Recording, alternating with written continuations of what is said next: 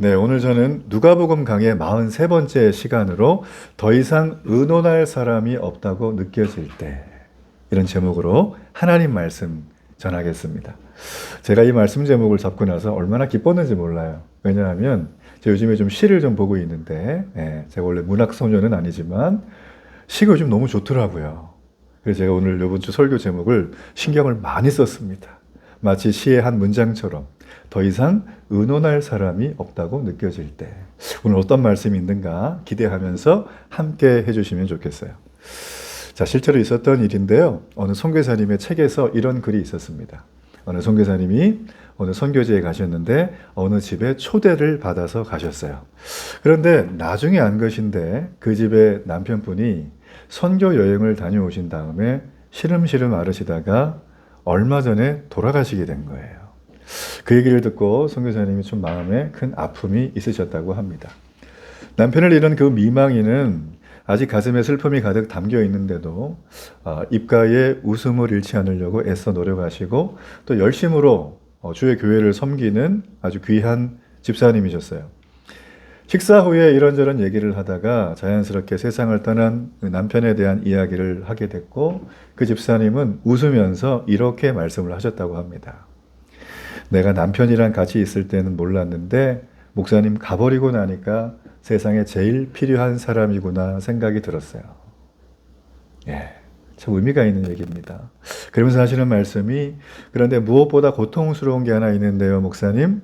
이제는 무슨 일이 있어도 의논할 사람이 없다는 내 현실이에요. 충분히 공감이 되죠. 의논할 사람이 없다는 게 그렇게 어렵게 여겨지는 걸 처음 알았어요. 하면서 눈물을 닦으셨다고 해요. 여러분, 의논할 대상이 없다. 더 이상 내가 억울한 상황에 와도 내 마음을 얘기할 대상이 없다. 여러분, 저는 세상에서 이것만큼 아픈 일은 없다고 생각을 합니다. 여러분 주변에 꼭 필요한 사람들이 늘 여러분과 근거리에 계시다면 전 여러분들이 그분을 좀 더 아껴주시고 좀 더 사랑해 주시고 허물을 덮어주는 은혜가 있기를 바라겠습니다. 그리고 꼭 필요한 사람이 없는 분들이 주변에 눈에 띈다면 그들에게 좀 돌봐주시면서 함께하는 시간이 되면 좋겠어요. 자, 오늘 본문의 말씀의 이야기는 예수님의 비유 중에 하나입니다. 오늘 본문에 나와 있는 여인이 바로 이 억울한 일을 당했는데 그 누구에게도 의논할 상대가 없는 괴로움에 빠져 있는 여인이 등장하고 있습니다. 여러분, 이 여인은 이름이 없어요. 여러분, 이 여인은 원통한 일이 있는데 사연을 모릅니다. 그렇지만 이 여인이 하나 알 수 있는 건 이 여인은 과부라는 거예요. 여러분, 과부라고 하는 거 성경에 보면 신구약을 통틀어서 가난한 자, 고아, 나그네, 또 한 명 누구죠? 과부. 자, 이들에게는 어떻게 하지 말라? 압제하지 말라. 이들의 눈에서 눈물 나게 하지 말라. 여호와의 명령이에요. 지금도 그렇지만 2000년 전 예수님 시대에 과부로 산다는 건 생존이 불가능한 그런 시대입니다. 혼자 살 수가 없어요. 오죽하면 수가성 여인이 등장하겠습니까? 결혼 5번 하신 여자 혼자 살 수 있는 시대는 이 시대는 절대 아니었습니다. 이 여인은 과부였기 때문에 배경도 없어요. 힘도 없어요. 영향력도 없어요. 억울한 일을 당하면 그냥 당해야 돼요. 의논할 상대, 자기를 방어해 줄 사람이 전혀 없었습니다. 자, 그러다 어느 날이었습니다. 이 여인이 심각하게 어려운 억울한 일을 당한 것 같아요. 원통한 일을 당했다고 합니다. 모르긴 몰라도 자기의 가장 소중한 것이 뺏겼거나 누명을 썼거나 아니면 그 일로 인해서 자기가 지금 고통 중에 있는 것 같아요. 분노의 가슴이 치오릅니다. 원한이 사무칩니다. 어찌할 바를 모릅니다. 밤새 이불을 뒤집어 쓰고 왔다 갔다 해도 속이 시원하진 않습니다. 밥맛도 없습니다. 잠도 안 옵니다. 사람들하고 통화하기도 싫어요. 대화하기도 싫고. 자, 그런데 이 여인이 한 가닥 기대를 갖게 됩니다. 그 기대란 법정에다가 호소를 하는 거예요. 왜 우리도 법정에 호소할 때 한 가닥 기대를 하죠. 그렇죠, 그죠? 대한민국은 법치국가이기 때문에. 자, 그런데 엎친 데 덮친다고 이 재판을 맡은 재판관이라는 사람이 아주 유별난 사람이에요. 이 사람의 특징이 뭐냐면 아주 자기밖에 모르는 재판관이에요. 아주 모렴치하고 비도덕적이고 뇌물 좋아하고 판결을 굽게 하는 그런 사람입니다. 심지어 이 재판관은 오늘 말씀해 보니까 하나님을 믿지 않는 사람일 뿐 아니라 하나님을 두려워하지도 않는 사람이라고 했어요. 한마디로 피도 눈물도 없는 사람입니다. 비양심적인 사람인데 세상의 어떤 소리에도 여론에도 흔들리지 않는 이런 사람이라는 거예요. 여러분, 당시 로마 시대의 재판은요, 별명이 있었습니다. 도둑재판이라고 불렀어요. 이게 무슨 말이냐면 원고와 피고가 있죠. 자기가 원하는 걸 이루기 위해선 뇌물을 주지 않으면 판결이 제대로 안 나와요. 자, 이런 시대가 도둑재판입니다. 당시 로마 시대의 아주 부패한 사회 현실에 대해서 단적으로 보여주는 말이라고 할 수 있어요. 여러분, 이 재판관은 이미 그 마음에 자기에게 유익한 힘이 센 자에게, 권력자에게 마음이 기울었을 거예요. 이 여인이 법원에 호소하는 순간 그렇게 됐을 거라는 거죠. 이 여인은 재판을 하나마나 이미 증거와 다름없습니다. 이 재판관이 있는 한 끝난 거예요. 객관적으로 볼 때 이 사건은 법적으로 이 여인의 억울함이 명백히 호소될 만한 사건이죠. 자, 그런데도 재판관은 사건의 경위를 다 무시하고 자기 멋대로 재판을 이끌고 결론을 내릴 준비가 돼 있던 사람. 이 여인이 눈치가 있겠죠. 그렇죠? 자기 입장이 불리하구나. 난 더 이상 법에 기대봤자 소용이 없구나 걸 깨달은 다음에 이 여인은 당황하기 시작을 합니다. 내가 재판에 진다면 내 인생 지금도 파산인데 완전히 파산당하겠구나. 내 인생 워크아웃 당하겠구나. 회생 절차도 못 밟겠구나. 내 인생 끝이구나. 이렇게 억울해서 내가 어떻게 사냐? 이 여인이 그 생각을 했어요. 혼자 밤을 새워요. 아무리 생각해도 답이 나오질 않아요. 그런데 이 여인이 밤새 고민하다가 한 가지 묘안을 떠올립니다. 그 묘안이란 그게 바로 무엇인가? 딱 하나예요. 아주 심플하게. 재판관을 매일 찾아가서 때를 쓰며 호소하는 거예요. 내 억울함을 좀 들어달라. 여러분, 주변에 생각보다 억울한 사람 많습니다. 이 여인이 그렇게 지금 하고 있는 거예요. 나의 원한을 풀어달라는 겁니다. 만일 여러분이 그런 억울한 일을 당했다면 여러분 어떻게 하시겠습니까? 이 여인처럼 되시겠죠? 그렇겠죠? 네. 여러분, 재판관은 이 여인의 억울한 호소를 날마다 듣지만 전혀 움직일 기미가 보이질 않아요. 그래도 이 과부는 계속해서 나의 어려움을 지치지 않고 계속 가서 호소하고 탄원하는 거예요. 그런데 미묘한 조짐이 보입니다. 마침내 이 재판관의 마음에 변화가 일어나기 시작을 했어요. 어떤 변화인가? 오늘 말씀을 그대로 보면 제가 좀 재밌게 드라마 버전으로 만지자면 이거예요.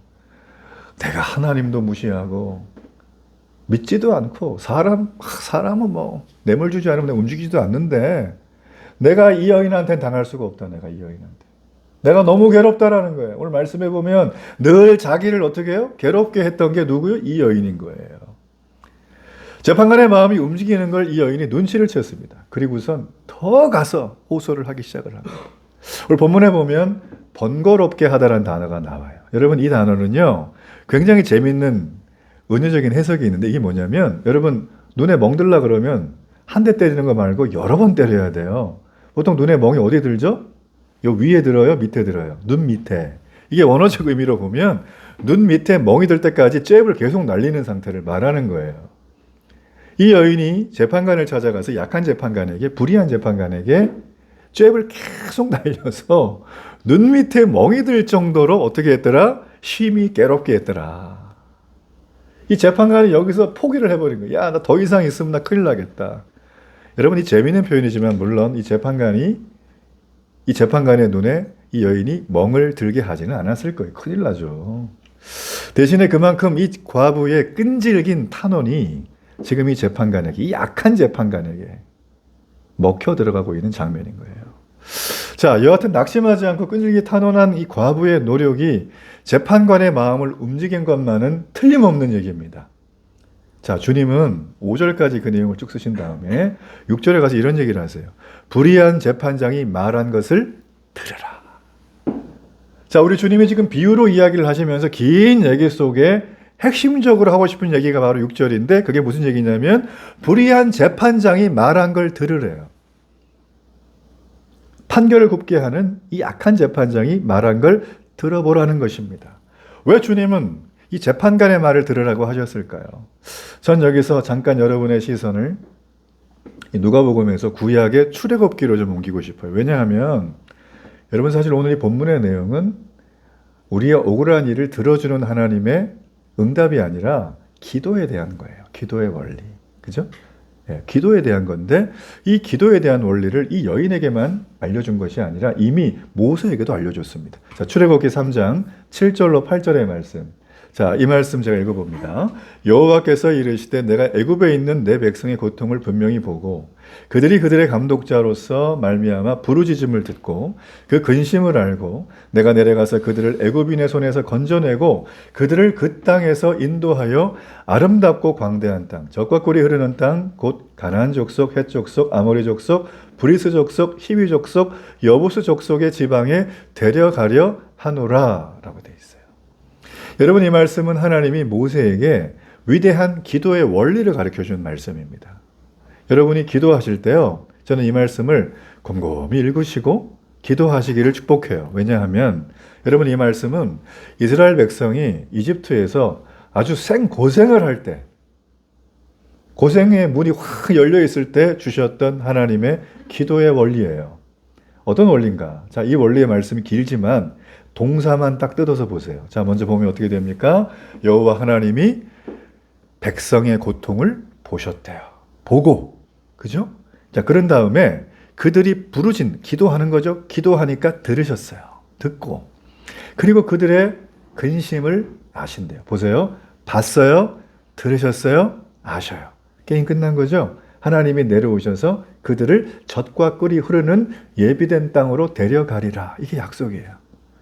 자, 여기에는 기도의 원리뿐만 아니라 하나님이 그 기도를 응답하시는 비결까지도 들어가 있습니다. 자, 하나님이 보세요.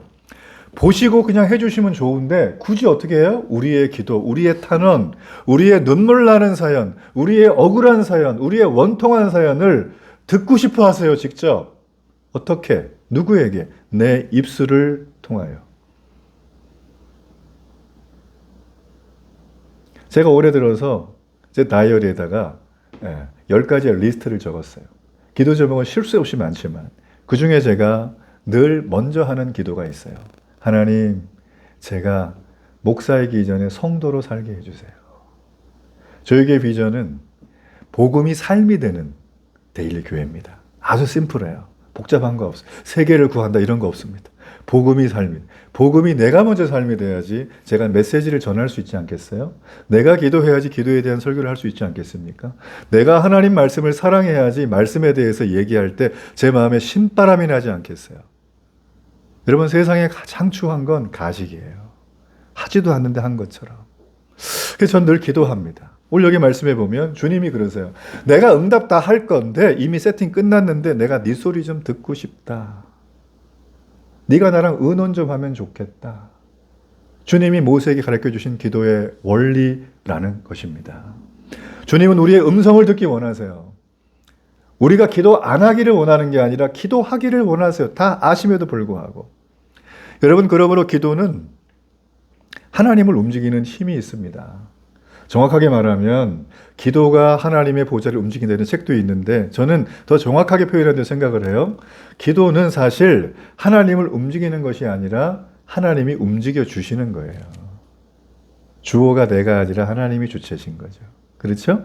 기도해서 응답받았다가 아니라 기도했더니 하나님이 움직여 주신 거예요. 이미 움직이려고 마음 놓고 계세요. 그러면 하나님은 왜 그렇게 하실까요?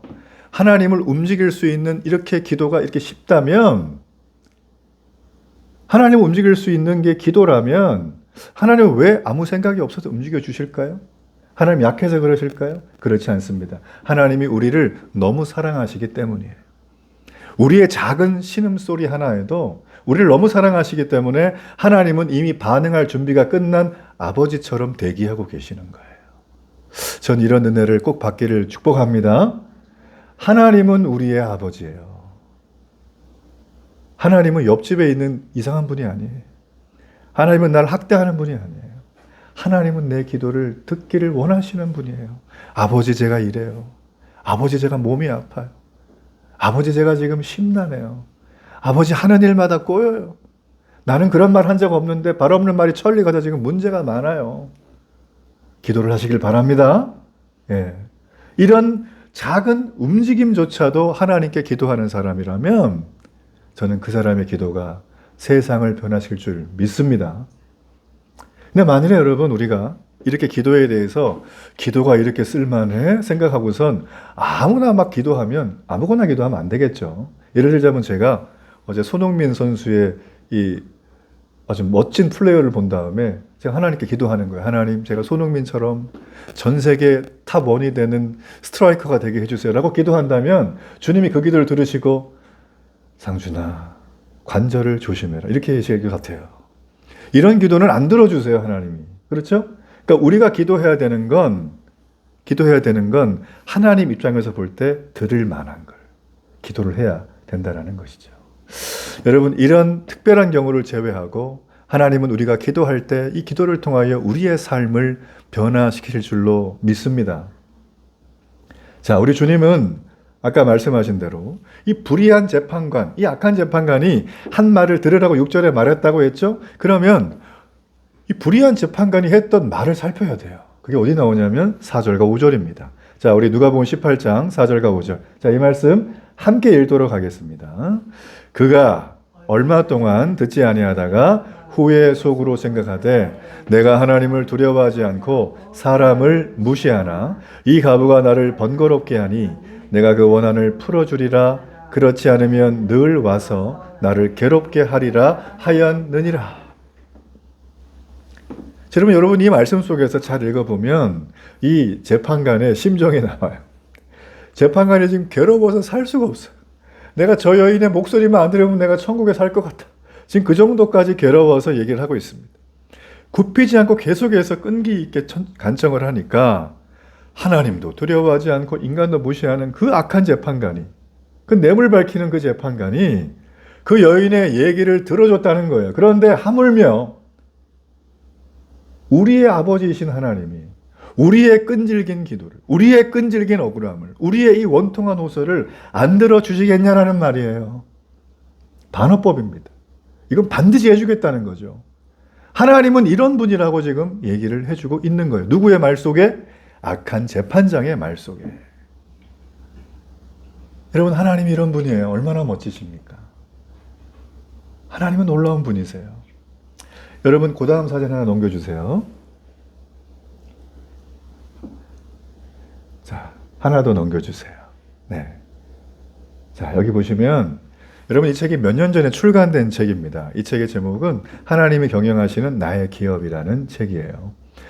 제가 이 책을 이렇게 접하면서 정말 좀 충격을 받은 게 하나 있습니다. 제가 이 책 속에 나와 있는 이 주인공, 한 회사의 사장님, CEO였던 분의 이 자서전 같은 얘기인데요. 이분이 정말 놀라운 결단을 하신 분이세요. 이분이 1910년대에 태어나신 분이세요. 1930년대에 미국에 대공황이 왔습니다. 여러분 잘 아시는 것처럼 경제가 다 무너지고 실업률이 치솟고 인플레이션이 막 급등했던 그런 시절이죠. 이분의 이름이 스탠리 탐이라는 분이세요. 이분이 원래 했던 사업은 당시에 은을 추출해서 이걸 판매하는 사업을 하셨는데 여러저런 이유로 대공황 때 처참하게 실패하고 맙니다. 이분이 전 재산을 잃고 나서 길거리에 나앉을 위기가 되었어요. 그래서 이분이 너무나 처참한 자신의 현실 때문에 괴로워하면서 어느 날 차를 몰고 가는 중이었습니다. 차를 몰고 한참 가다가 자신의 신세가 생각이 나고 너무 억울하고 힘들으니까 차를 세워놓고 하나님께 울부짖었어요. 하나님, 저 이제 파산이에요. 다음 주면. 어떻게 하면 좋아요, 하나님? 만약 하나님이 제 사업을 지금 도와주시면 이 사업의 주인이 제가 아니라 이제부터는 하나님이 주인이 되십니다. 자, 이런 기도를 파산 직전에 이분이 드리셨어요. 저는 이 대목을 보다가 생각했어요. 이분이 차를 세워놓고 울부짖었던 그 기도는 하나님 앞에 단순히 자기 비즈니스 잘 되게 해달라고 했던 기도가 아니다. 이 사람은 더 이상 의논할 것이 없는 과부처럼 하나님 앞에 하나님이 이제 나의 재판장이세요. 나를 이끌어 주세요. 모든 걸 하나님께 드릴게요. 이런 저는 끈질긴 신뢰의 바탕으로 드린 기도라고 저는 생각을 해요. 시간이 흘렀습니다. 많은 사람들이 이 사람이 더 이상 기세화상이 불가능하다고 했지만 하나님이 이 사람의 기도를 들으셨어요. 기사회생을 합니다. 사업이 일어나기 시작을 했습니다. 점점 그 사업이 1955년도가 되니까 사업이 번창하다 못해 정상 궤도에 오르게 되고 수많은 이익금을 내기 시작을 했습니다. 그런데 이분이 어느 날 변호사를 찾아가요. 그러면서 자기 회사 주식 100%를 변호사한테 딱 주면서 이렇게 말했어요. 변호사님, 이제부터 우리 회사 주식 100%는 주 예수 그리스도의 이름으로 비영리 재단에 다 양도하겠습니다. 그 얘기는 뭐예요? 주식 포기하겠다는 거죠. 그죠? 사업의 절정기, 주가는 계속 오르는데 이 사람이 제정신이 아닌 이상 이렇게 할 이유는 없습니다. 많은 사람들이 이분을 바라보면서 당신은 사업가인데 자신의 모든 이익과 회사 전체를 어떻게 그렇게 양도할 수 있냐? 제정신이냐는 겁니다. 제정신이 아니죠. 자본주의 사회에서 자신의 소유권을 통째로 그냥 포기한다는 건 이거는 파격을 넘어서 충격적인 얘기입니다. 그분은 그걸 주면서 이렇게 얘기했어요. 나는 사장이지만 이제 나는 하나님의 고용인이라 불리고 싶습니다. 월급만 받고 일하는 관리인이 된다라는 거예요. 다들 미쳤다고 했어요. 그 모든 사람이 다 말렸어요. 그런데 이분은 그렇게 하셨어요. 자, 그러면 이 회사가 어떻게 됐을까요? 하나님께 다 드린 이 회사가 어떻게 됐을까요? 망했으면 제가 얘기 안 하겠죠? 책도 안 나왔을 거고 안 망했어요. 이 회사는 이전과 비교할 수 없을 만큼 엄청난 성장을 이룹니다. 이분은 평생 자신은 월급 받는 사장이라고 생각을 했기 때문에 이 회사가 하나님 거라 모든 수익금을 수천만 달러가 넘는 엄청난 돈을 전 세계에 있는 모든 나라에 교회를 세우고 학교를 짓고 병원을 짓는 일에 헌신하셨어요. 이분이 오래 사셨어요. 3년 전에 돌아가셨는데 1910년대생이니까 3년 전이면 대충 나오죠. 107세를 사셨어요. 엄청난 나이죠. 이분이 하나님의 부름을 받기 전에 이런 고백을 하셨답니다. 옆에 제가 써놓은 글이에요. 제가 읽어드릴게요. 사람들은 제가 회사를 포기한 것이라고 희생이라고 말합니다. 하지만 아닙니다. 저는 세상에서 가장 부유한 분을 나의 회장님으로 모셨을 뿐입니다. 주인이 하나님이시니 저는 부도 걱정을 할 필요가 없었습니다. 여러분 어떠십니까? 107세 할아버지, 믿음의 사람, 자기는 회사 주인이 아니고 하나님의 주인이라고 선포하고 실제로 법적 절차를 마친 이분의 결단, 이분의 사람. 여러분, 저는 이런 일이 일어날 수 있었던 가장 큰 핵심, 유일한 하나는 기도라고 믿습니다. 기도 외에는 이런 일이 벌어지질 않습니다. 전 여러분이 올해 하루를 시작할 때 기도로 하루를 시작하기를 축복합니다. 1분이라도 좋아요. 좀 길면 5분이라도 괜찮습니다. 식기도 중심도 괜찮아요. 하나님을 생각하세요. 그 시간에. 하나님과 의논하세요. 저는 오늘 본문의 이야기의 말씀을 보면서 이렇게 딱 마치면 너무 아름다운데 8절에 희한한 말씀이 있어요. 8절 잠깐 보세요. 예, 8절 한번 읽어볼까요? 자, 그 앞에 있죠? 앞에 시작. 내가 너희에게 이르노니 속히 그 원한을 풀어주시리라. 그러나 인자가 올 때에 세상에서 믿음을 보겠느냐 하시니라. 자, 여러분, 저희 데일리 교회는 본문에 있는 하나님이 삼위 하나님이 드러난 설교를 합니다. 이걸 강해 설교라고 해요. 제일 좋은 방법이. 그래서 저는 본문의 말씀을 다 봅니다. 보통 8절 하지 않고 지나가거든요. 그런데 제가 이 8절의 말씀을 여러분과 나누려고 하는 의도는 우리가 기도를 해야 한다는, 우리의 기도를 듣고 싶어 한다는 우리 주님의, 우리 하나님의 마음을 제가 전달했잖아요. 그렇다면 기도하는 우리에게 기도를 열심히 하고 늘 기도를 신뢰하면서 하지만 어려움이 오면 어떻게 되냐는 거예요. 억울한 일이 오면. 자, 주님은 그 부분에 대해서 우리에게 예방 백신을 주는 말씀이에요. 기도에 대한 말씀을 하시다가 마지막 가서는 인자가 이 세상에 올 때 믿음 있는 걸 보겠냐고 물어보십니다. 저는 이 말씀을 보면서 누가 생각이 났냐면 최근 우리 아랍권의 거의 형이라고 할 수 있는 모 나라에 엄청난 이 유혈 진압 사태가 있었습니다. 외신 보도에 따르면 약 3만 명 이상이 지금 학살을 당했다 그러죠. 그 시신을 가족들이 찾으러 가면 정부에서 그런데요. 1,000만 원 내놔. 시신 장사를 하고 있다는 거예요. 지금 그 나라는 이미 1월 초에 인터넷을 다 끊었어요. 외신이 이렇게 정보가 밖으로 새지 못하도록. 거기는 이슬람 원리주의 공화국이에요. 이름 자체가 그래요. 그 거기에 보면 소수의 크리스천과 교회들이 많이 계신데 지금 뭐 테러 위협을 당하고 있고 또 살해 위협을 당한다는 그런 보도들도 있습니다. 너무 가슴이 아파요. 지금 이게 현재 일어나고 있는 일입니다.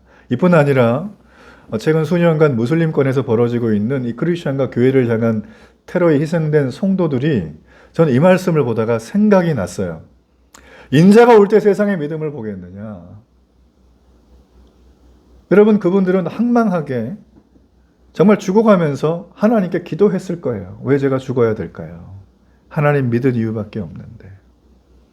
그걸 바라보는 주변의 사람들은 하나님은 도대체 어디 계시냐는 그런 질문을 던질 수밖에 없었을 것입니다. 이렇게 자기 목숨이 왔다 갔다 하는 상황 속에서도 만약 여러분이라면 기도하면서 끝까지 믿음의 자리, 기도의 자리를 지킬 수 있으시겠습니까? 이 8절의 말씀이 그 얘기예요. 인자가 올 때 세상의 믿음을 보겠느냐? 앞으로 세상은 점점 생존의 위험을 받는 세상이 올 가능성이 매우 높습니다. 한국은 안전하지만. 그런 세상 속에 우리가 생존의 위협뿐만 아니라 더 중요한 건 이 세상을 살아가면서 주님이 오셨을 때 인정할 만한 믿음으로 남아있는 성도와 교회가 얼마나 될까라는 것이죠. 그 말씀을 하고 있는 거예요. 무슬림 테러가 너무 상황에 와닿지 않죠, 우리 피부에? 자, 이게 오늘 한국의 버전으로 말씀을 한번 드려볼게요. 인자가 올 때 믿음을 보겠느냐 하는 이 질문은 아마 이렇게 들릴 것 같아요. 너의 가족과 갈등이 깊어질 때 너는 여전히 내 앞에 나와 기도의 자리를 지키겠느냐? 너의 자녀가 방황이 길어질 때 넌 여전히 내 앞에 나와 기도의 자리를 지키겠느냐? 직장에서 억울한 일을 당하고 기도가 나오지 않을 정도로 힘든 일을 당했을 때 너는 여전히 내 앞에 나와 기도의 자리를 지키겠느냐? 주님이 지금 우리에게 물어보는 거예요. 그러면서 얘기하십니다. 어려운 시기를 살고 있는 우리에게 위로하십니다. 내가 속히 너의 원한을 풀어주리라. 하나님은 우리를 끝까지 걱정하고 사랑하세요. 믿으시길 바랍니다. 앞으로 우리의 삶 속에 생존의 어려움이 올 거예요. 그러나 더 어려움이 온다는 부분은 말씀처럼 참된 신앙을 지키는 자들에게 어려움이 더 많을 것이라고 오늘 주님 우리에게 예언처럼 말씀해 주셨어요. 여러분, 그렇기 때문에 이런 시대에 사는 우리들은 뭐가 더 필요하다? 기도의 자리를 지키는 게 필요하다. 이런 문제를 하나님 앞에 기도로 내어놓는 게 필요하다는 것입니다. 은퇴를 앞둔 어느 목사님께서 이 본문의 말씀을 묵상하다가 이렇게 간단하게 적어놓은 글을 봤습니다. 이렇게 적으셨어요. 몇 년 동안 닫힌 문 밖에 서서 손에 피가 나도록 문을 두드려 보지 않았다면 당신은 진정으로 기도에 대해서 알지 못하는 사람입니다. 문을, 이게 아니라 두드리다 못해 손에 피가 날 정도로 닫힌 문을 몇 년간 우리의 기도를 하나님이 요구하시는 거예요. 주 안에 사랑하는 여러분, 지금 여러분은 여러분의 손은 과연 무엇을 두드리고 있습니까? 사람의 그 손을 두드리고 있습니까? 세상의 권력의 문을 두드리고 있습니까? 아니면 하늘에 계신 내 아버지의 집의 문을 지금도 쉼없이 두드리고 계십니까? 여러분, 기도는 보이지 않는 하나님과 의논하는 거예요. 더 이상 우리가 의논할 사람이 없다고 느껴질 때, 그때가 가기 전에 우리는 뭘 해야 된다? 하나님께 기도의 자리로 나가야 한다. 여러분, 이 기도의 자리, 오늘 주님은 그 믿음의 한 사람을 찾고 계시는 거예요. 저를 한번 따라 하시면서 오늘 설교를 마치겠습니까? 저를 한번 따라 하시기 바랍니다. 기도는 반드시 응답된다. 한 번만 더 하게. 기도는 반드시 응답된다. 여러분, 이런 기적을 경험하는 축복이 있는 이 한 해가 되기를 바랍니다.